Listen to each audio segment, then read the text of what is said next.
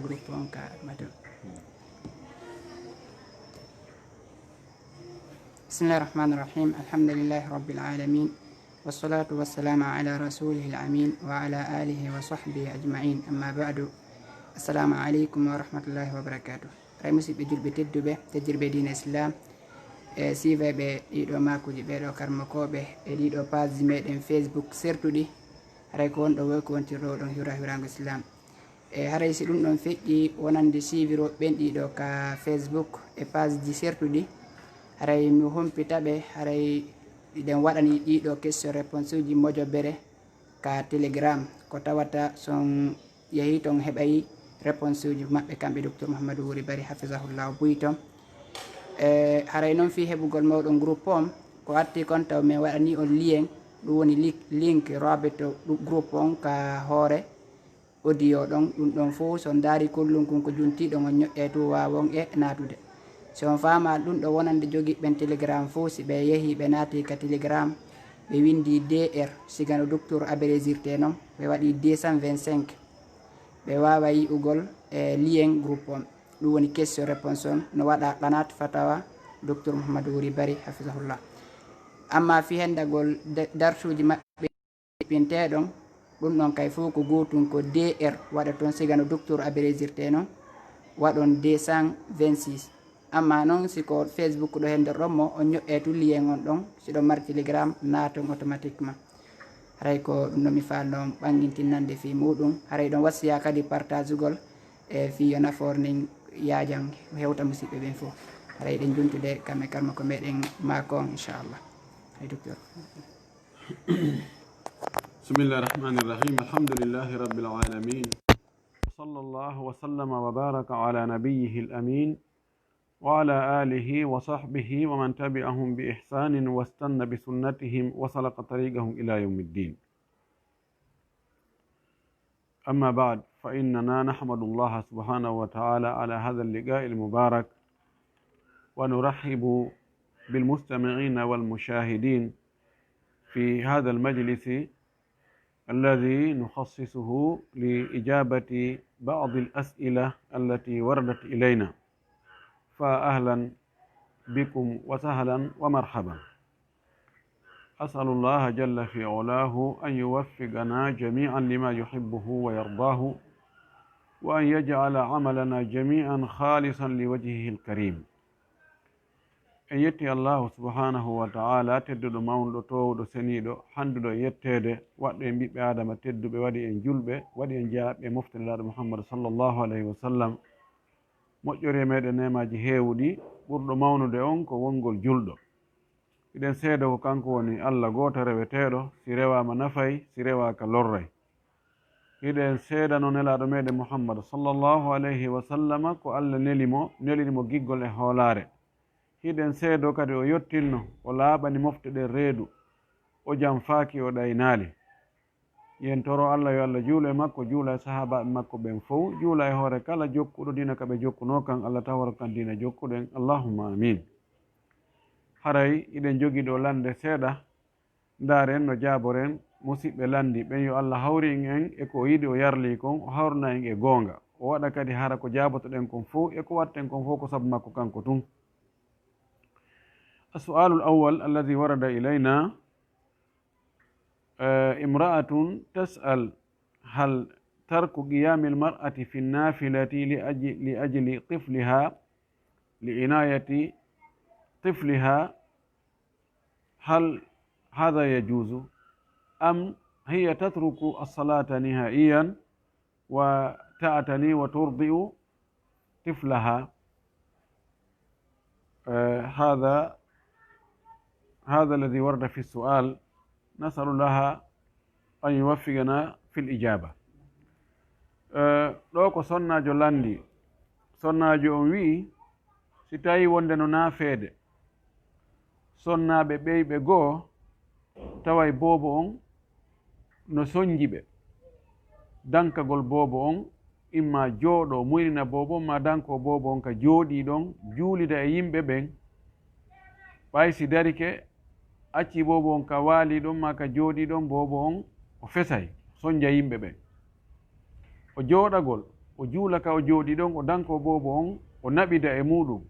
e o accutugol juulugol ngol few ɓay o wawali darade juulida e jama on sabu bobo on ko honɗuge mum ɓuri moƴƴude. en wiyay ko ɓuri moƴƴude kon ko yo juulude e jama on ka o jooɗi ɗon. iɗen andi naafiilo no sella ka jooɗoɗa juula hay si a wawi darade. kono noon si tawi na ganto joɗɗinma wano nawnare taw a wawata darade few ko ɗum joɗɗinma sa jooɗi ke a juuli ko feccere baraji dariɗo juuli ko heɓata kon ko ɗum heɓata. yon noon o jooɗagol o juula o danko bobo ɗon o heɓa feccere baraji dariɓe ɓen ɗum ɓuri moƴƴude o accutugol festa o heɓata hiwnde seeɗa no ɓuri angal. saban ɗo no gasa Allah subahanahu wa taala ko moƴƴo ko karim ko dokko no gasa Allah yurmemo ɓay ko sabu bobo makko on joɗɗinimo na yiɗugol tun jooɗagol na ngaamelo no gasa o heɓa baraji dariɓen ko heɓi ko no wayi wo no wayi kan o heɓay feccere baraji ɗin feccere baraji dariɗo o heɓay ɗum haray LAAWOL haray o jooɗo o juula no ɓuri moƴƴude o tertagol juulugol ngol fes o immo o yaha. si tawi noon hawri hay o jooɗi bobo on tampinay yimɓe ɓen fesugol e immagol ɗon ya tampina yimɓe ɓen soñjay yimɓe ɓen ɗon o accugol ɗon fes hara o juulade o immo o hota ka suudu o danko bobo ha si bobo on ɗanike o naafa toon mberu ko Allah taginanimo hare ko ɗum ɓuri moƴƴude sabu na lorrugol yimɓe ɓen ɗum ɗon ko hunde harmude. naafe ɗen ko naafugol ko ɗaɓɓugol baraji na ko farli. accugol lorrugol yimɓe koko farli kon tertotake sabu hunde nde farlaki. la darra wala dirara wota lorru wota jaɓu lorrede ɗon haray siko no wayi yo immo o hota ka suudu bobo on tuma bobo on ɗanoyi wo ma o fanki wo ma o heɓi goɗɗo go ko dankanomo wo on tumati o naafa ka suudu ko ber ko Allah taginanimo wo naafugol ka suudu fayde no jogii baraji ɓuri naafugol ka juulirde. wa billahi tawfiq. السؤال الثاني حكم من خطب للجمعة ثم يصلي بالناس غيره. هذا السؤال جاءنا من ليبيريا. ko goɗɗo e musidɓe ngo landi wonɗo Liberia o wi o yi ko ngalɗinimo ko o yiyali ha hande. joni noon si neɗɗo yii ka diina ko yiyali ha hande ɓay o anda ta o wi tun ɗum ɗo wattake daari ko ɓe waɗi daari yo lando o tawi ɗum ɗo yo lando ɓay kanko on hari o anda no waɗiri e noon o yi noon no waɗe no gasa ɓen waɗuɓe no woodi ka ɓe cippi honɗum woni ɗum. o yahi juulugol e juulirde almami on naati ƴawi ka gangunal waɗi hutuba ha gayni hutubaji ɗi ɗino ɓaawa hutubaji ɗi gasi o cippike goɗɗo go feƴƴi julni tawi na waɗɗo hutuba on mana goɗɗo waɗi hutuba oya julni kanko o wawi yiide ɗum ko wowi yiide ko almami waɗɗo hutuba on so cippi kankadi feƴƴata julna ene ko ɓe waɗi ɗo ɗum no waɗi bonnata juma o bonnata juma. si tawi ko ganto ɗum kan harayna ella few. si tawi on tigi waɗi hutuba ha gayni ella heeɓimo tawi o wawata julnude o lontini goɗɗo ko julna ɗo kan ella ala few. ko waɗi ko ɗum ɗon wawi wonde Allah ko wi fattaqullaha mastata'tum hule Allah foddetaga la yukallifu llah nafsan illa wus'aha Allah fa wonki si wona ko ki mari feere laaɗo maki ida amartukum bi amrin fatu minhu mastata'tum si mi yamiri on hunde waɗe ber ko marɗon feere kon. si tawi ko noon tawa ko ganto. si tawi na ganto fes on waɗɗo hutuba mo wawi julnude haray hada khilaful awla ɗo ɓe waɗi ko tawata accugol ɗum ɗon nun ko ɗum ɓuri moƴƴude fi honɗum li anna arrasula sallllahu alayhi wa sallam kana yahtubu wa kana yaummu binnas wa salli binnas walaw kana hada jaizan fadilan bigayri ba'sin labayyanahu walaw marra. si tawi no hara ella ala nun ka goɗɗo waɗa hutuba oya julna hara ɗum no dagor no hara no wawi wasi tawi ko no fota kañum e si waɗɗo hutuba on julni nelaɗo waɗa ɗum haysi ko ñande wotere kono laaɗo waɗali kono noon julde nde no selli few juma on no selli ken ko waɗi ko ɗaɓɓa e juma ko heɓugol hutubaji ɗin ɗiɗi e heɓugol juulugol darɗen ɗiɗi ɗum ɗon heɓike hedde yande kadi ɗum ɗa ko wiɗen ko khilaful awla waɗugol ko tawata accugol ɗum ɗon ɓuri moƴƴude haray ko ɗum woni toon julde nden hino selli yo musidɗo en toriki allah hawrenga sawaba billahi tawfiq. السؤال الثالث من اشترى بضاعة وأرسلها ثم حال حول زكاته قبل أن تصل هل يزكي على حسب ثمن الشراء أو ينتظر حتى تصل فيزكيها على حسب ثمن البيع؟ ko goɗɗo njulajo o soodi marchandise o ukkimo e conteneur e wiyenge conteneur o waɗi ka bateau no yahude hewto yaali taho ka yahata toon joni noon ɗo e ɗum hitande ka o ittata zakka ɗon fewndike marchandise on hewtali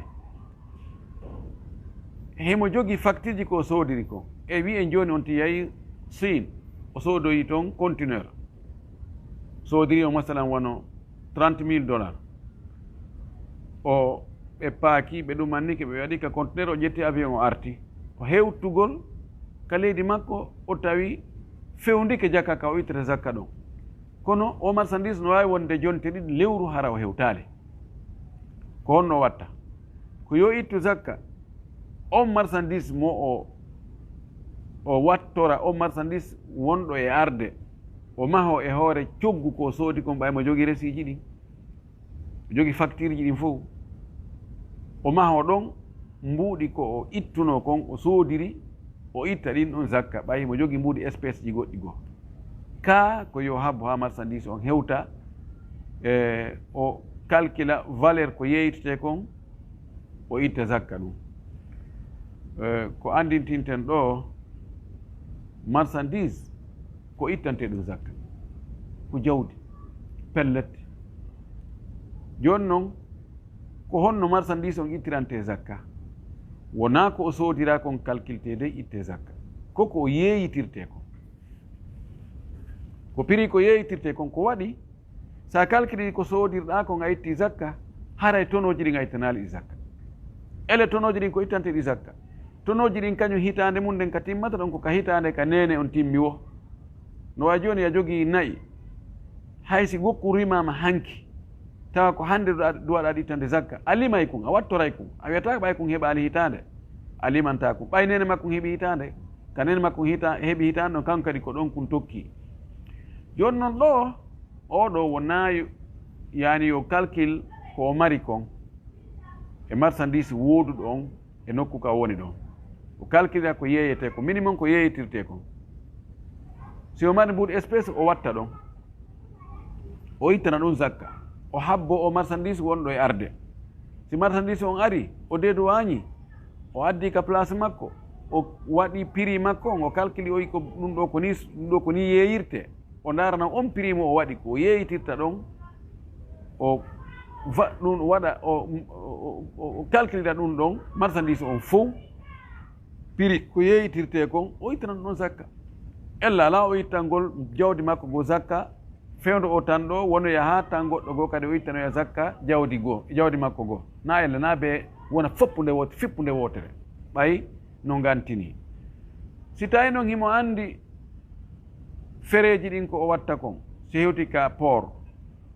imo andi ko yeeyitirta kon imo andi joni kunɗo ko boni boni o ko yeeyitira kon ko 100 000 francs ko boni boni o wawi calculde ɗum ado marchandise on hewtude o itta zakka almim ko ɗaɓɓa kon ko yo calculir ko o yeeyitirta kon o itta zakka wona ko soodiri kon o ittirta zakka wa billahi tawfiq. السؤال الرابع رجل تزوج بعد أن طعن في السن امرأة صغيرة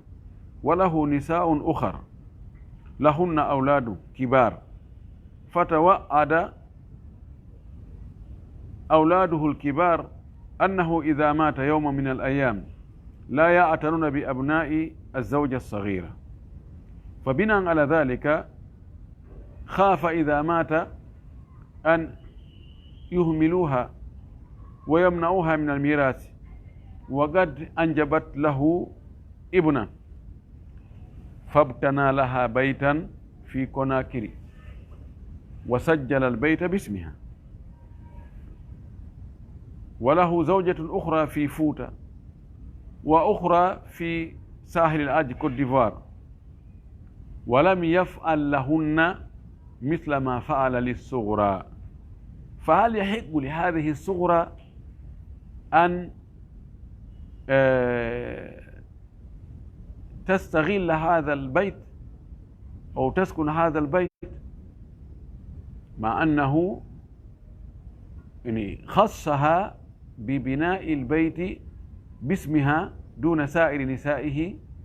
وسائر أولاده؟ gallandal ɗo ko gorko yehi ha o toni duuɓi woni beerawo fayda o jombi jiwum. ɓawo jombi jiwum kum ɓe wondi jiwum kum heɓanimo ɓiɗɗo, himo jogii noon kanko gorko on sonnaɓe goo ɓe wonduno mum neeɓi ɓen no mari ɓiɓɓe janɗuɓe. ɓiɗɗo makko jano goo wi'i ben muɗum ɓay ben makko acci ha woni ka dande mayde jombi jiwum woni e jiidagol ɗon ɓikkoye tosokoy. o inni ha baaba so o maayi ɗo o sonnajo mon tosoko ɗo e ɓiɓɓe muɗum min dankata ko ɓeɗo de. ko naadi on e jombugol fewndo, yani lisanu haali no wawi wiide ko naadi on e jombugol fewndo ɗo. tawi tigi on ɓiɓɓe makko janɗuɓe ɓen ɓe falaka o jiwo tosoko ɗo kañum e ɓiɗɗo mum on. joni noon beerawo ko honɗum waɗi o huli si tawi o maayi ɗo ndi jawdi makko ɗo ɓe ɓiɓɓe janɗuɓe e neniraɓe muɗum heerora e ndi jawdi ɗo o sonnajo tosoko e ɓiɗɗo mum on ɗo, ma ɓiɓɓe mum ɓen so heɓo e woɓɓe go yeeso ɗum, ɓen ɗon kamɓe heɓata e hunde. cippugol e ngol kulol ɗon o ari kono akkirɗo o soodi terrain o darni o waɗi e inde o sonnajo ɗo. hoore waɗnali ɗum ɓiɓɓe luttuɓe, waɗnali ɗum sonnaɓe luttuɓe. somi mari sonnajo go wonɗo Fuuta, mari sonnajo go ɗo Côte d'Ivoire, ɓenɗo fof waɗanaka ɗum. yani e faamu makko wonde ɓen ɗon si o maayi jawdi makko ndin ko ɓen ɗon jeeyi. ko oɗo gasa raɗeteɗo ɗale yo waɗan oɗo nokku feere, hara so heɓo yaali to no woodi ka o wona. si ɓe raɗoykemo e ɗi a galleji makko to ko feeñi ko nandi hanmo jogii feere, haray o ara e wona ɗo. joni noon o sonnajo tosoko ɗo waɗanaɗo ɗum ɗo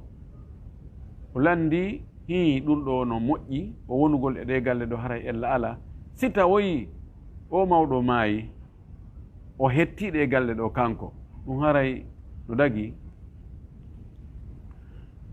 ɗo ko wiyeten mawɗo on o tooñi, na noon gerdete few. ɗen andi ben Bachir o wiyeteɗo Nu'man ibnu Bachir. Bachir o okkuno ɓiɗɗo makko Nu'man, o okkimo goɗɗu jardin. o ari kan laaɗo o wi nelaɗo miɗo falama wadde seede wonde o ɓiɗɗo an ɗo mi okkimo jardin kaarijo. laaɗo maaki ene ko o tummarɗa ɓiɓɓe? o wi o wayla mari ɓiɓɓe woɓɓe goo. o wi ene ɓe fof a waɗaniɓe sifa ko waɗanɗa oɗo kon? o inni o woy ko oɗo tumi waɗani. o inni he ɗe tooñe ɗo ɗaɓɓu ko seedanoma ɗeɗo tan, mimi seedanta koma tooñe dey. o inni la tushiduni ala jawrin, wota seedi nan tooñe. nokku goo o wi ashhid ala hada gayri, ɗaɓɓu goɗɗo goo ko seedanoma ɗum ɗo harnami. o maaki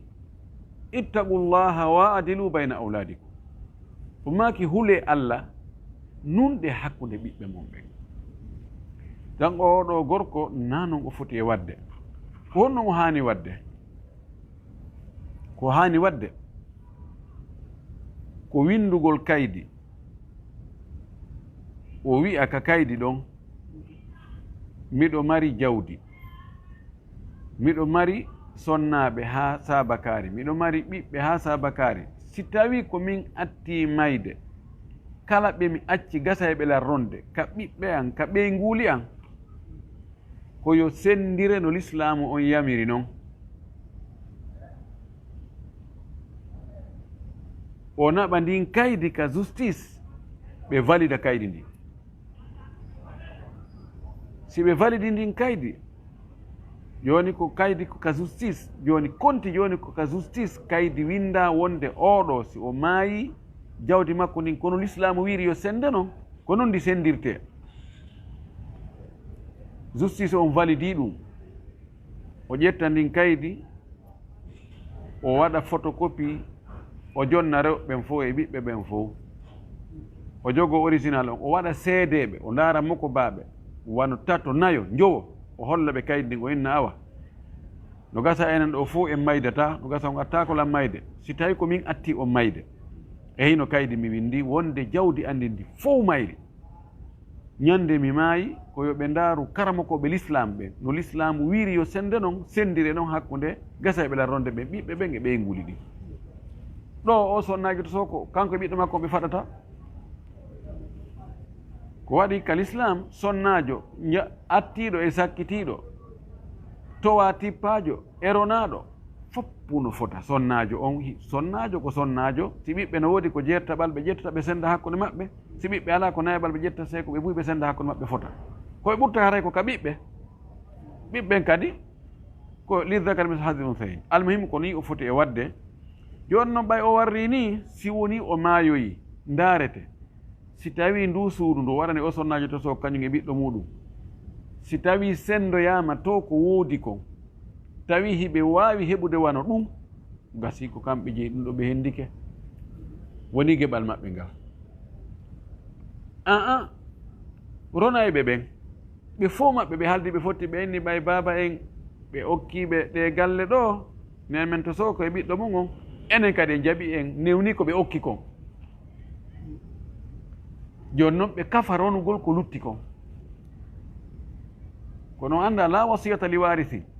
rono o wasiyantake, kono si tawi o wasiyanama ronoɓe foppu jaaɓi haray no ƴettete ɗon haray ko ɗum ɗon gotere ɗiɗo ko almuhim fewndo ka mawɗo wuuri ɗo sonnajo no wawi hutorde haray koko wiɗen ɗo ko si tawi mawɗo on o maayoyi ndaarete jawɗe luttuɗe ɗen, si tawi ɓe jaɓali ɓe kafa ɓe senda, ndaare si tawi geɓal makko ngal no hawra e ɗen galle ɗon alhamdulillah. Si tawi galle ɗen no ɓuuri ko duwano heɓude kon ko imma o yilto toroɓe yaafuye ma o rambusa ɓe beru ko ɓurti kon. Si tawi no hawrodiri gasi si tawi ko heɓayno kon wurin no ɓuri ɗen galle ɗon, si ɓe jaɓimo rambusude kadi ɓeydanamo e hoore ko e galle ɗen ɗon ko duwano hendade kon moƴƴi.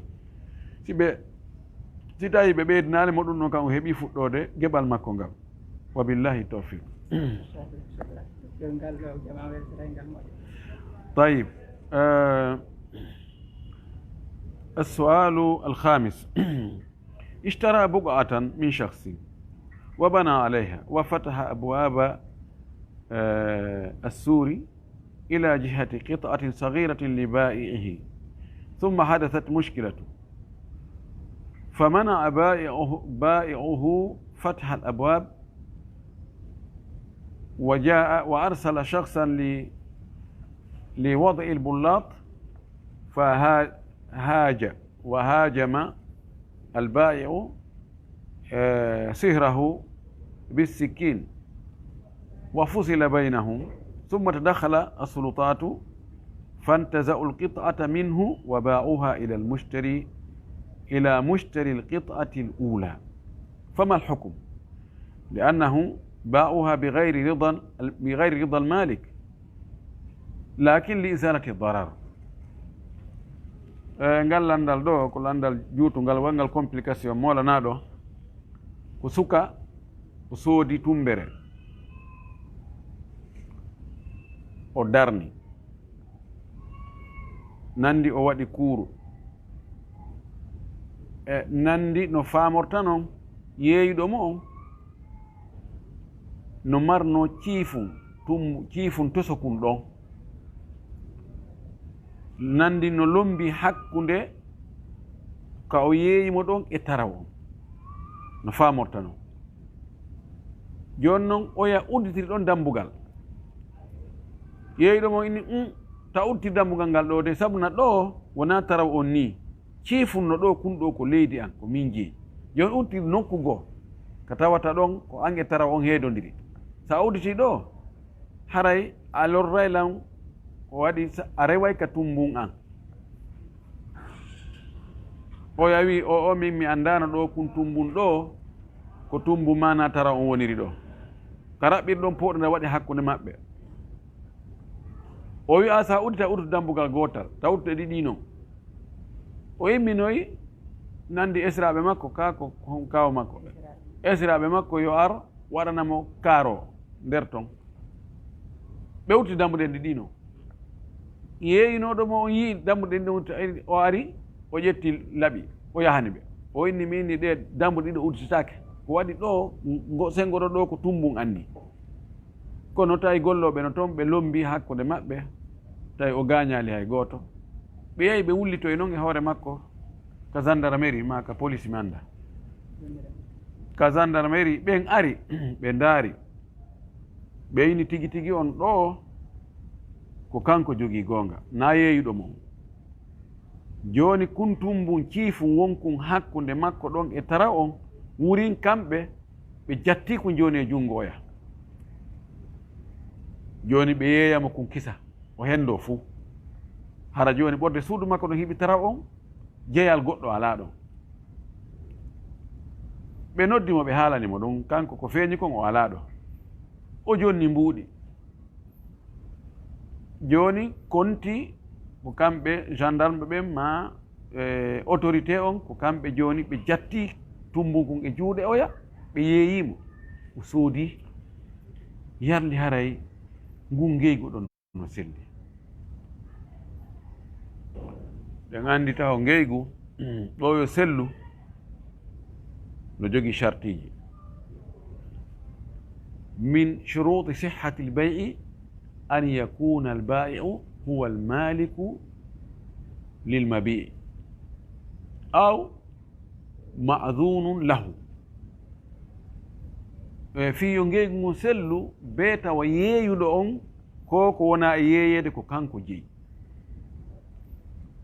mana kanko jeyi kono ko jeyɗo on newnanimo yo yeeyu ɗon ko charti go charti immo on arrida min altarafain للحديث الوارد وإن كان فيه كلام إنما البيع عن تراض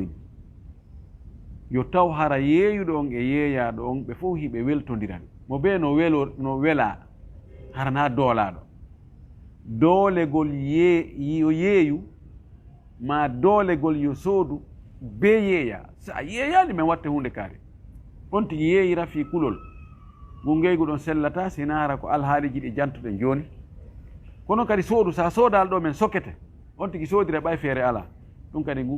cogguɗo ngu sella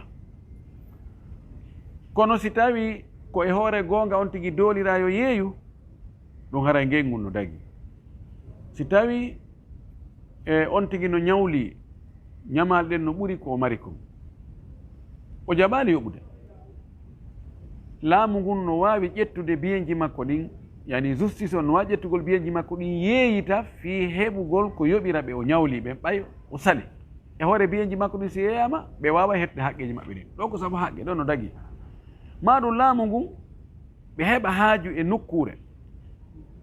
fii intérêt jama on fof masalan ka waɗe wano berɗe ma juulirde ma taraw ma labtane ma l'école ma an hunde nde tawata ko jama on fof ma joni pétrole yaltiɗon ma kanŋe yaltiɗon e leydi goɗɗo ɓeyna yeeyu men o inna o yeeyata ɗon laamu ngun no wawi jattude jonnamo coggu mum ɗon hareno dagi joni noon ɗo ɗe ganta urtugol dambugal ƴetten qa'ida ɗo moƴƴi faamen fi nedi l'islamu ndin hakkude ma e kawtal ma l'islamu jaɓata ya uddutu finétere ma on telen sengo kawtal maɗa tawa a yiyay galle ko woni nder ton ka galle maɓɓe ton ɓay haray neɗɗo on ka nder galle mum kañum e ɓeygure mum no wonde haray coñci ɗi no foygiti ɗon dagaki ɓe wi la yajuz attasarrufu fi lmilki bima yuaddi ila idrari ljari dagaki ka waɗa e nder ko jeyɗa kon an si tawi sa waɗi ɗon ɗum ɗon lorra e kawtal ma dagaki joni ngal dambugal ɗo si tawi woni tabiti kun ciifum ɗon ko oya jeyku na taraw woni ɗum ka lotissement ɗon na taraw ɗon ko tumbum makko no woodi nokkugo ton ka dambugal udditire hara ɗon yaltay ka taraw no waɗɗi o yo utti dambugal ngal to taw uttidey ka tere huoya sikko noon wayi o uttiri ka dambugal ka tere huoya ɓe ari ɓe jatti ɗum ɓay wontiwa gere wontiwa masibo ɓe jatti kum e juuɗe makko kamɓe ɓe yeeyi ɓe hendike juuɗɗi ɓe watti ka jiifa maɓɓe dagaki few ɗo ko yo jonnutu yo o jonnutu mo tumbunku dagaki haray ka o hutora kun tumbun ɗo si tawi noon ka lotissement ɗon wona tumbu ko taraw ko kanko tun faala hendar ɗon waɗa ɗon wasi ko kañum jeeyi fi yo hutorma yo yeeyitu goɗɗo ɗon haray ɗon ko kanko tooñi ɗon haray oɗo ko mo duwano kum hettude hara o sooda ɓayi ko ka taraw on ko kafa yoni galle makko ɗe no ari ha ka taraw oya faalama ƴettugol ko kafa ɗon kon waɗa kum fen hoore muɗum ɗum na gonga makko ɗon haray siko noon wayi haray ko kanko jeeyi tumbunku ella wo ala haray ko ɗum woni komi faami e landal si tawi o faamoyaali mo wawi mi noddude lenka privé o ɓeydan mi sifanade moƴƴi ɓeru ko o faami kon e landal ngal ko ɗum o wawata jabade wa billahi tawfiq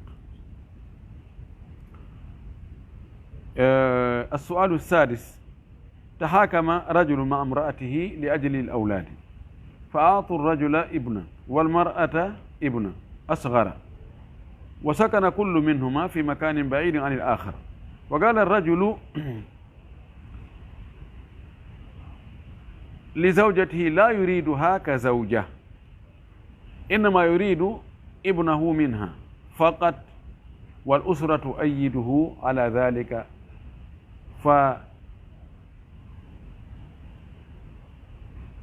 فهل هذا يعتبر طلاقا؟ لا أريدك زوجة هل يعتبر طلاقا؟ قال landal ɗo ko gorko ko landa juutungal kadi no nandita so tawi hara ko wonɓe ka leyɗe porto sonnajo wonduɗo e moodi mum ka leyɗe porto ɓe jiidodi ɓe tangini ɓiɓɓe ɗiɗo kono probléme ji no ɗuuɗi hakkunde maɓɓe joni noon ɓe yahi ka laamu ɓe ñaawi fii ɓiɓɓe ɓen laamu ngun sendani ɓe jonni gorko on ɓiɗɗo jano on jonni debbo on ɓiɗɗo tosoko on mo be maɓɓe yahi woniroye feere ɓe kafa suudu itti e sikke ɓe kafa kan e ndaɗɗudi o yano woni gorko no wonde ɓiɗɗo goo toon debbo no wonde ɓiɗɗo goo no sonnaji on wiiri noon gorko on jaɓata debbo on yiya ɓiɗɗo mum on mo o wondi on kono ka o wowlaali kanko sihimo newna yo gorko o yi'u ɓiɗɗo mo ɓe kafi on mo o wondi e mum o wi o jaɓata woni duuɓi ɓe yiidaali o jaɓata ɓe yewta o jaɓata o yiyamo o addatamo o jaɓata o yaha wiyamo no o wiiri noon kanko joni noon kanko joni ko o faala koyo ɓe seedu o wi gorko on wi'imo mi faalakama ɓeygu min ko mi faala ko ɓiɗɗo an on komi faala e maɗa ko ɓiɓɓe ɓen ko ɓiɗɗo an on joni yani mo faala joni hettugol hay on ɓiɗɗo mo debbo on jogii tañini ko noon muranno way mo faala hettugol on ɓiɗɗo mo debbo on jogii watta e ɓiɗɗo mo jogii on to o wi kanko na kan o wi min na an goye mi faala min ko ɓiɗɗo an on mi faala o wi famille on kadi famille gorko on no tawtimo e ɗum joni noon ko landi ngol konngol ngo gorko o wi'i wonde mi faalaka magoye an fi dewgal komi faala ko ɓiɗɗo min komi faala ko ɓiɗɗo an on ɗum no konti haray ko accitande noon kana accitande si tawi gorko wi'i ɓeygu muɗum min mi faalaka ma dewgal ɗo ko kinaya ani ko ɓarindagol accutugol so annike accutugol woni accutugol so anniyaki mana ko tawi ya mettanmi mi falakama dewgal mi mana na sifa maɗa mi falano yo wonu ɓeygu an no wawɗa noon mi falaka dewgal wawɗo noon kono anniyaki accutugol kontaki accutugol joni noon ɗo ko gorko on landete so tawi joni debbo on falama si tawi gorko debbo on no faala ko feeñi kon debbo on no faala sortade juuɗe o joni koyo torto hoore makko si gorko on jonniti moƴƴi no gasa noon gorko on waɗa condition mi jonnitete hoore makko noon ko si mette ɓiɗɗo an o si tawi gorko jaɓaɗi jonnutugol mo hakkude maɓɓe yoɓe yilto kadi ka laamu kaɓe woni toon laamu ngun ɗon si sendiɓe aray gasi no wawi sendade ɗon aray no kontaɓe seedi kono noon o eddinoto kadi ha edda on timma si goɗɗo goo jombamo kanko o debbo ɗo kadi fayin o landi landago nandi no wayi tawa si tawi o tañƴinike joni o sorto e juuɗe oɗo no wawi wasi mi tañƴini kadi o falama o tañƴinike goɗɗo goo no falamo jombude o wi to landal makko ɗimmal hal yajuzu lil mar'ati an yuzawwijaha gayru abiha ida rafada al abu taswijaha o wi joni sonnajo wano kanko ni joni o yii gorko mo o faala yo jombumo on kadi gorko no faala jombudemo ɓe yiɗidiri moƴƴi joni noon o yettike ɓe makko en mi heeɓi client mi heeɓi faalaɗo lan do faala yon okkan oɗo ɓeyna o minen komin faala ko ya wonde e modi ma arano on sa wondali on ɗo min okkitirtama fes no sellana o debbo ɗo ka o ɗaɓɓa woɓɓe goo ko okkitiramo e konngol jumhur sellata few laaɗo ko maki la nikaha illa bi waliyin wa shahiday adlin dewgal ala sina hara ko waliyu okkitiri tawa seede ɓe nunɗuɓe ɗiɗo no ɗon no tawa ɗo sonnajo on wona yo ɗaɓɓu ko okkitiramo dey sonnajo on koye eto o famidoro e faamo o etta ha o sotto e ngala dewgal so dewgal ngal ko feeñi kon dewgal ngal helani ko ɓeygu goɗɗo taw ɗaɓɓu moodi himo mari moodi joni noon si woni o waynodiri e on ɗon fes joni fii yo heɓu goɗɗo goo ko yani ko si o waynodiri e on ɗon few ara e maɓɓe makko ɓe wiyatande kadi ko ɓe o yilto ka on ɗon ɗon ɓe okkitiraymo kono noon o waynodirade on ɗon mo haɓɓiti kadi o heɓa e goɗɗo goo maɓɓe makko ɓe jaɓata ɗum on tumati si o waynodiri e on ɗon o eto do ha o fawdira e maɓɓe makko ɓen hara ko kamɓe okkitirimo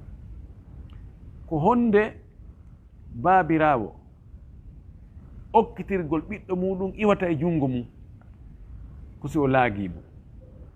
ida hasala al adlu tawi arɗo wo wi'i no faalaji o on ɓeyne o mo janngude taw arɗo wo ye konto komo telimide no mi wakkilaki goɗɗo ene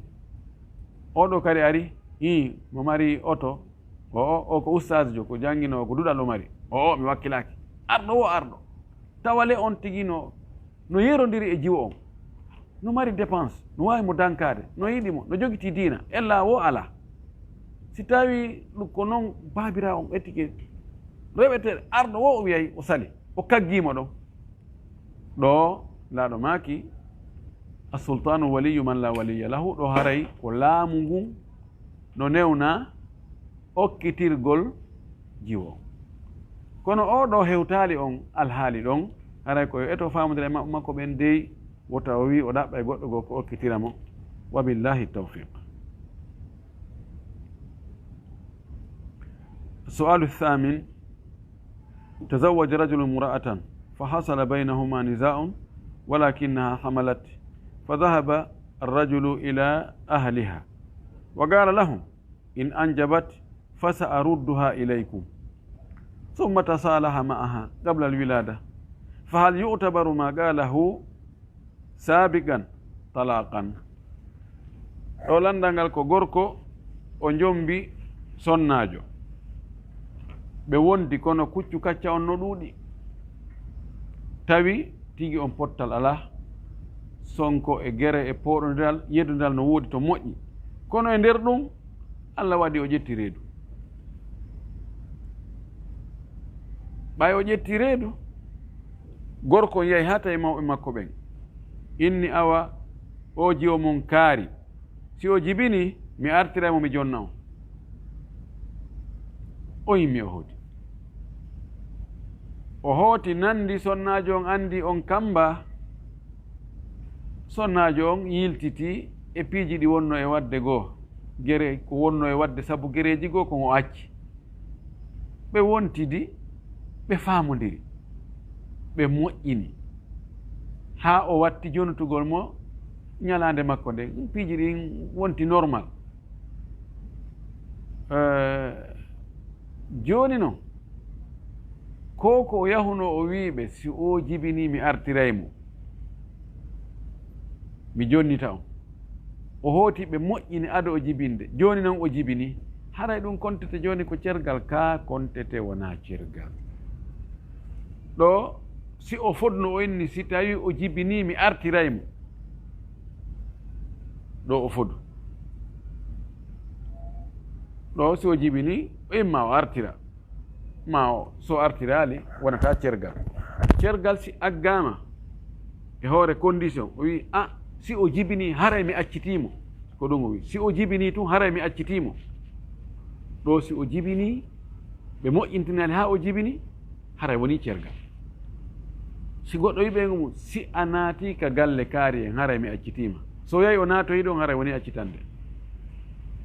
الطلاق المعلق على الشرط إذا حصل الشرط فقد حصل الطلاق لأن الشرط ما يلزم من عدم العدم ولا يلزم من وجود وجود ولا عدم لذاته المهم ɗo hay si tawi en wi'ino cergal ngal yana kono ɓawɓe moƴƴintinni ado ɗum ɗo sharti on wadde aray e mana cergal ala se o bonniti ado sharti on waɗude won yani ko ɓeygu makko jogo ko ɓeygu makko probléme wo ala to yo Allah moƴƴi hakkunde maɓɓe wa billahi tawfiq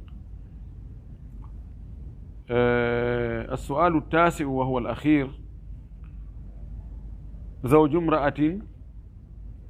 تذهب إلى المشعوذين فيأخذ منهم الحروز والحجب ويوصونه بالصدقات فيعمل بموجب أمرهم وزوجته لا ترضى بذلك بل أحيانا تهرق ذلك وتستبدله بغيره من ماء الأوراق فهل تأثم بذلك أم لا وهل يجوز لها البقاء معه مع هذه الحالة لأن قال دوكو صناجو moodi makko no jarribora yahugol ka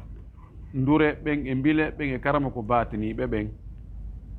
ɓe waɗanamo piiji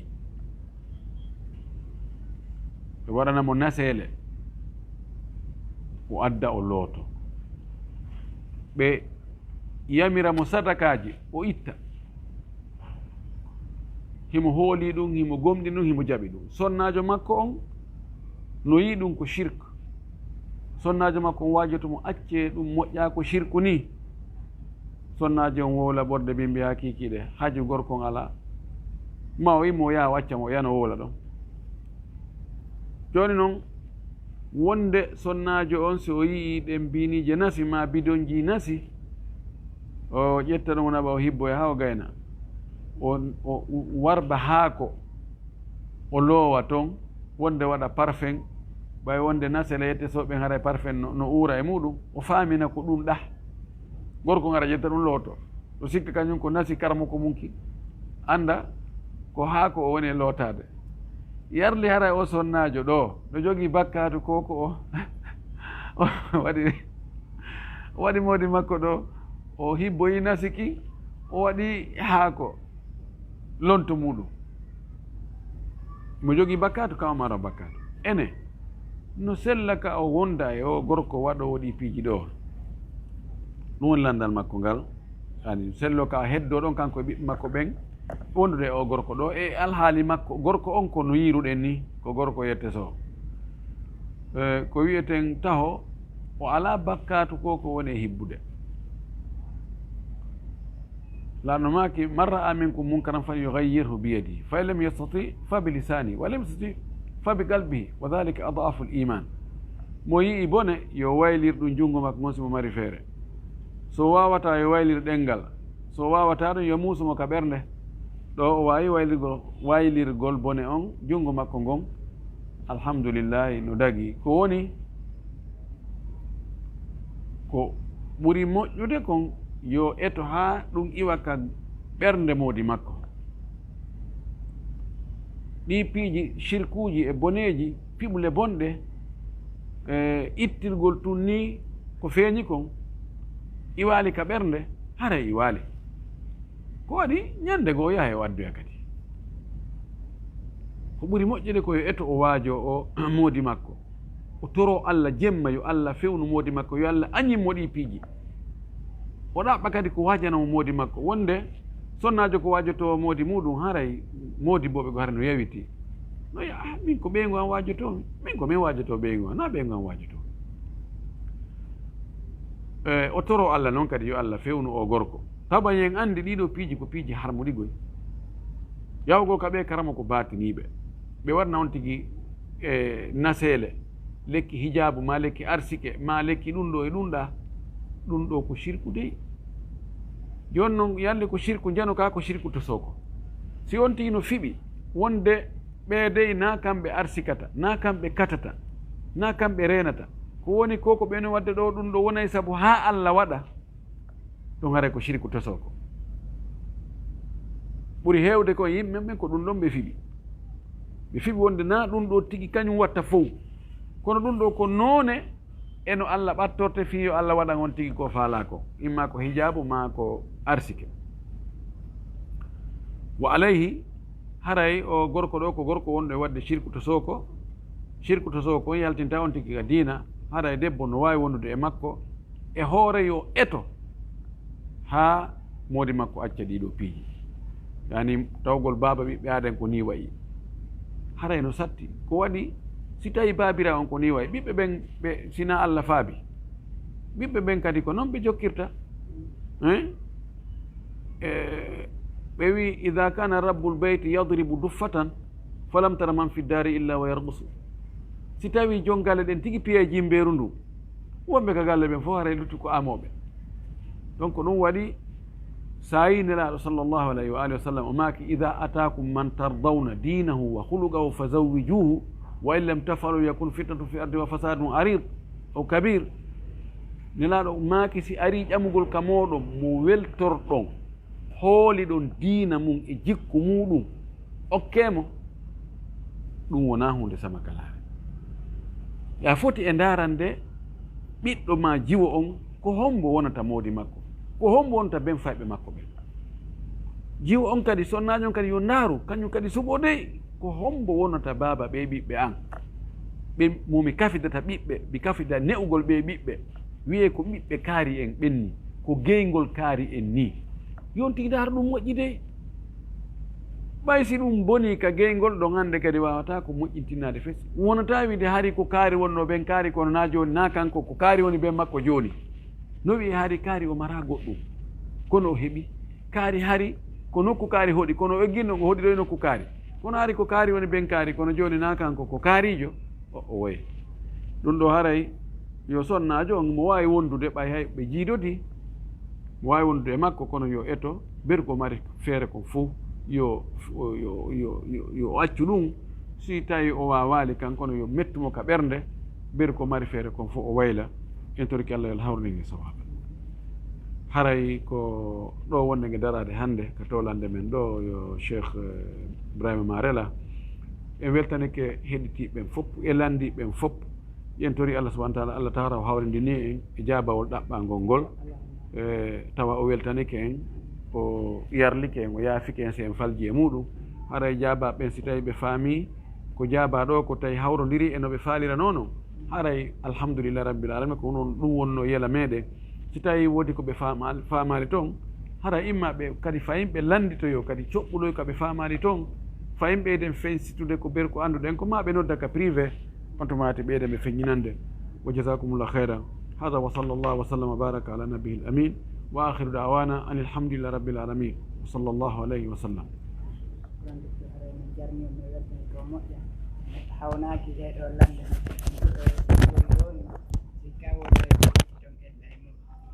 ay e musidɓe ɓen no jarni on ka weltani on moƴƴa nde wondi ɗo e temeɗɗe jeɗɗi tun fayida e woni ɓe tawdanoɓe meɗen ɗo remtoro Allah subhanahu wa taala yo weltano yo waɗa ɗum ɗo joddinin aljanna makko to arti kawal menen kadi e nanugo ɗum ɗo faama duncitoro aɗa mi weltani ko moƴƴa tigi tigi men jarni on toro Allah subhanahu wa taala ka weltanon